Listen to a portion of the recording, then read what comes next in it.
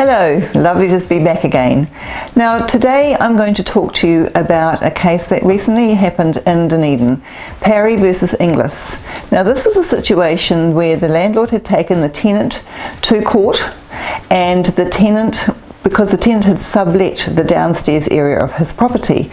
Now he'd owned this property for 10 years, but the tenant found out that the property was not a legal dwelling. There had been, prior to the purchase of this property by the current owner, some work done downstairs, and she was able to counterclaim against him in the court, and she won all of her back rent, which was $11,000, and she was also allowed to retain the income from the sublet property, or the sublet part of the property.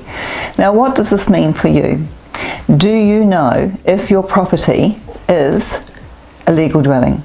This property was a standalone property, no second dwelling on it, no to sleep out, which is often a situation that gives you maybe an inkling that it might not be legal. But in this instance, this was a whole house, and the owner had no idea. And it was only when he went back to the council that he found out that the alterations to the downstairs area had not been signed off by the council. He was able to get approval immediately, pretty much.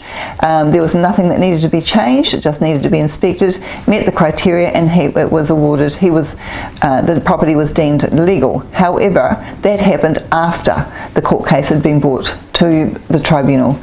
So what my warning to you is, please make sure that your property is genuinely a legal tenancy, a legal dwelling, because it's up to each individual adjudicator as to what they will award. It doesn't always work this way, but in the worst case scenario it can, and that $11,000 went back to that tenant, which meant she lived in that property scot-free, and she also earned money off subletting, which many would feel is extremely unfair.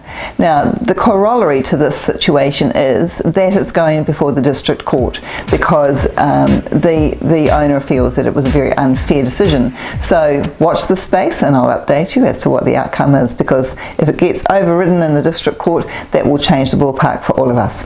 Thank you. Robin from Angel Property Managers.